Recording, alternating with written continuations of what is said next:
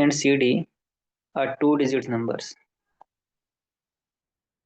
Multiplying AB with CD results in a three-digit number, that is DEF. ठीक है, कोई दो डिजिट नंबर है AB एंड CD, उनको मल्टीप्लाई करता हूं तो मेरे पास आता है DEF. DEF three digit number है. ठीक है,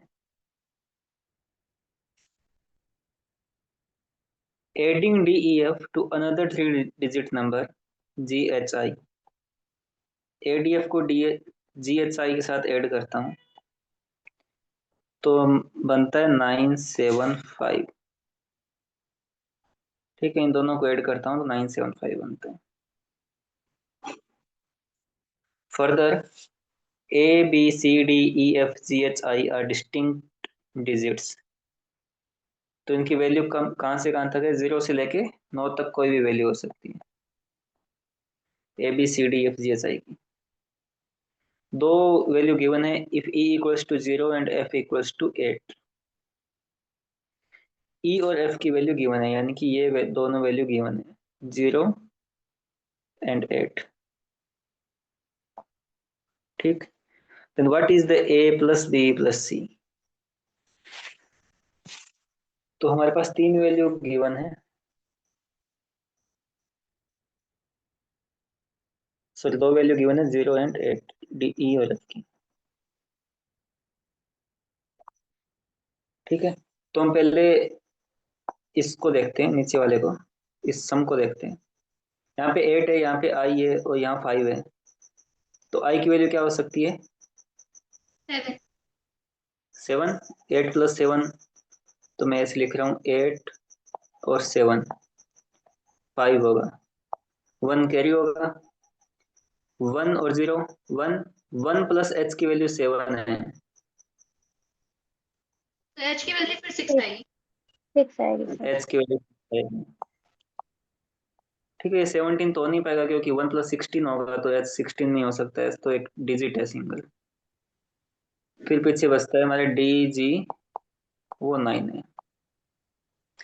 ठीक है, तो अब हमारे पास E की वैल्यू 0 है, F की वैल्यू 8 है, इसके अलावा I की वैल्यू आ गई है 7 है, H की वैल्यू 6 आ चुकी है. चार वैल्यूज आ चुकी है हमारे पास. तो D और G की पॉसिबल वैल्यूज क्या हो सकती है?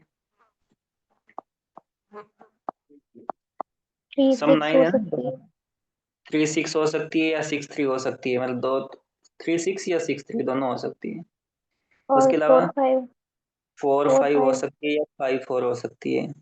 ठीक है, उसके अलावा 8 1 नहीं हो सकती. क्यों नहीं हो सकती? 8 पहले से F की वैल्यू हो चुकी है. वैसे तो 8 और 1 भी 9 बनता है, बट 8 पहले से है. और 7 7 हो 2 सकती. नहीं हो सकती क्योंकि 7 पहले से I की वैल्यू है. Okay okay sir. तो उसके अलावा 3 4 हो गया, 5 हो गया, 6 हो गया, 7. ठीक है, तो ये दो यदि इनमें से पर आ जाती है तो उसकी वैल्यू दो बार नहीं आएगी क्या? डिस्टिंक्ट डिजिट्स है ना, इन्होंने लिखा है. ओके सारे जो ओके. ABCDEFGH चाहिए वो सारे डिस्टिंक्ट है, मतलब वो रिपीट नहीं होंगे. तो हमारे एक ही पास बार I की वैल्यू, हाँ एक की बार एक को रखना है. I की वैल्यू 7 आ चुकी है पहले से, तो I की वैल्यू 7 ना तो D की वैल्यू हो सकती ना ही G की वैल्यू हो सकती, कि वो पहले से आ चुका है.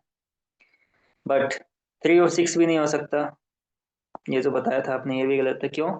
क्योंकि H की वैल्यू पहले से 6 है, ये देखो यहाँ पे. Yes sir. तो DG की वैल्यू या तो 4 5 होगी या फिर 5 4 होगी, मतलब इन्हीं को इंटरचेंज कर सकते हैं. ठीक है, मतलब या तो D की वैल्यू क्या होगी, 4 होगी या फिर 5 होगी. सिमिलरली G की वैल्यू क्या होगी, या तो 5 होगी या फिर 4 होगी. ये 4 होगा तो ये 5 हो जाएगा, ये 5 होगा तो ये 4 हो जाएगा. तो अब हम काफी क्लोज पहुंच चुके हैं.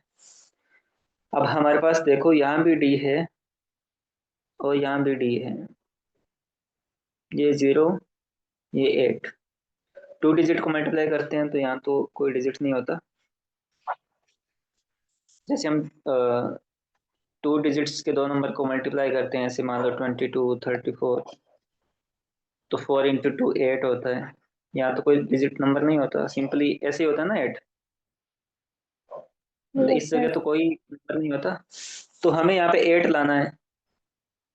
तो बी और डी की वैल्यू या तो 4 होगी या 5 होगी। डी की वैल्यू 5 होगी तो यहाँ पे 8 आएगा नहीं कभी। क्यों नहीं आएगा?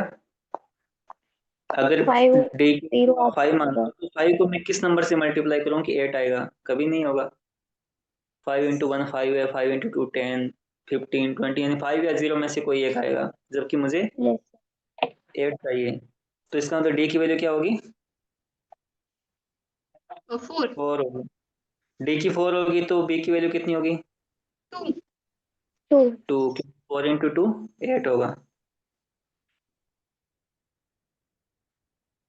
8 होगा तो 8 यहाँ पे 8 आ जाएगा। ठीक है, अब मेरे पास इतना बन चुका है। अब मुझे यहाँ पे 0 भी चाहिए। ये 0 है पहले से, क्योंकि यहाँ पे ए था, ए की जगह 0 है। अब 4, अब मेरे पास कौन कौन सी वैल्यूज आ चुकी है? अब देखो, डी की 4 है तो जी की डेफिनेटली 5 है, क्योंकि वो यहाँ से डी की 4 आ गई तो जी की 5 हो जाएगी, है ना? तो मेरे पास डी की वैल्यू 4 आ गई थी, जी की वैल्यू 5 आ गई थी, और बी की वैल्यू 2 आ चुकी है ऊपर से। अब मेरे पास कौन कौन सी वैल्यूज बची हुई है वो देखो पहले। एक तो 1 नहीं आया अभी 1 तक, और एक 9 3 नहीं आया, 3 नहीं आया, 9 और 9 नहीं आया। बाकी सब आ चुके हैं ना?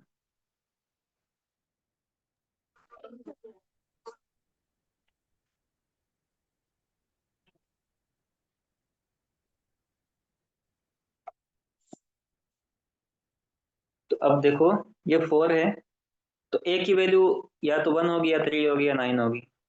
तो इसमें से कुछ भी रखे देखो आप एक बार। अगर मैं 9 रखता हूँ यहाँ पे ए की वैल्यू, यानी लार्जर नंबर रखता हूँ, तो 2 डिजिट्स के 2 नंबर को मल्टीप्लाई करता हूँ, तो जो आंसर होगा वो 3 डिजिट का नहीं होगा, फिर 4 डिजिट का हो जाएगा। आप रखे देखो कुछ भी ऐसे बड़े नंबर को, 92 और 34 रखे देख लो, क्योंकि 2 4 तो है ही। एक को मैं 9 रख के देखता हूँ, सी को मैं 3 रख के देखता हूँ एक बार। तो ये देखो, इसको जब भी आप मल्टीप्लाई करोगे इतने लार्ज नंबर को, तो 9 टू 34 क्या होगा? 3128 आएगा, यानी ये 4 डिजिट नंबर आएगा, जबकि हमारा नंबर कौन सा है? 3 डिजिट नंबर है 3 जी. है ना? तो इसका मतलब ए और सी है वो स्मॉलर वाले नंबर हैं, छोटे वाले ही नंबर हो सकते हैं। बड़े नंबर पे ये आंसर है वो 4 डिजिट हो जाता है, 3 डिजिट नहीं बचता फिर। 3 डिजिट का मतलब है कि ये दोनों जो 2 डिजिट नंबर है वो स्मॉल वाले 2 डिजिट नंबर है, लार्जर नंबर नहीं है। तो आप कुछ भी रखे देखो एक बार रफली, ए को 1 रखे देखो, 1 और और सी को 3 मैं 1 पे रखे देखते हैं। तो अब मेरा नंबर क्या बचता है यहाँ पे? 1 2 और 3 4। इसको मैं मल्टीप्लाई करके देखता हूँ। तो 4 इंटू 2 8, ये 4 होगा। 3 इंटू 2 6, ये 3 होगा। तो 8 और 4 4 10, 0 आ जाएगा। हाँ, मेरे पास डी भी तो फिक्स है, डी तो 4 है ना पहले से।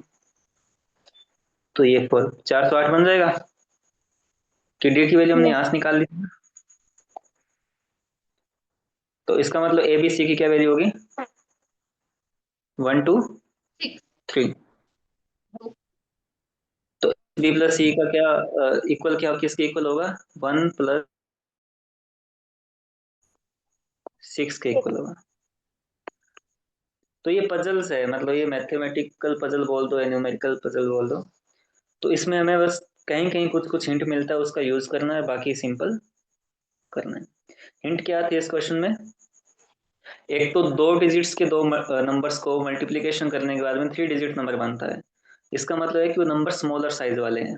बड़ी साइज के नंबर को आप मल्टीप्लाई करते हो ना, तो आंसर 4 डिजिट आता है, 3 डिजिट नहीं आएगा।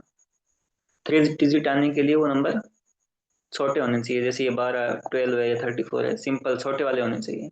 एक हिंट आपको वहां से मिल गया। दूसरा, इन्होंने 2 नंबर तो दे रखे थे, और फिर यहाँ पे सम करते हैं तो यहाँ से कुछ हिंट मिलते हैं। यहाँ से हमारे पास डी और जी की वैल्यू कुछ आती है, 4 या 5 में से कुछ भी, किसी की भी वैल्यू हो सकती है। बट यहाँ से हमें पता लगता है कि ये 8 गिवन है, यहाँ पे क्रॉस होगा, ये 8 है। इसका मतलब डेफिनेटली डी की वैल्यू क्या है? 4 है, 5 नहीं हो सकती, क्योंकि 5 होगी तो कभी 8 आएगा नहीं से, 5 को किसी से मल्टीप्लाई कर लो, 5 10 15, यानी वो 5 या 0 आता जाएगा यूनिट का डिजिट। डी की वैल्यू 4 होगी तो आपको जी का पता लग गया, 5 है डेफिनेटली, कि दोनों में से एक, ये 4 है तो फिर ये 5 होगा। तो काफी आपके पास हिंट्स मिल जाते हैं और फिर उन्हीं को ही एडजस्ट करना पड़ता है। रिसेंट में आया क्वेश्चन है 23 में, कल हमने 22 के 2-3 किए थे, वो भी सेम टाइप के क्वेश्चन थे। तो होपफुली अब आपको इस क्वेश्चन में डाउट नहीं है। Yes, Yes, sir. sir. ठीक है ना? इस टाइप के क्वेश्चंस आप एग्जाम में अटेम्प्ट किया करो। प्रैक्टिस के लिए आप सिंपल गूगल पे सर्च करो, इस टाइप के बहुत सारे क्वेश्चंस और भी मिल जाएंगे। बाकी एग्जाम्स में आए हुए हैं सीडीएस में, उनके भी देख सकते हो, अच्छे क्वेश्चंस होते हैं। टाइम अभी आप सॉल्व कर लेते हो ना इस टाइप के क्वेश्चंस, तो एग्जाम में टाइम कम लगता है, इजी होते हैं, वैसे टफ नहीं होते कभी। इसी टाइप का हम एक बार इनको छोड़ते हैं, ये देखो।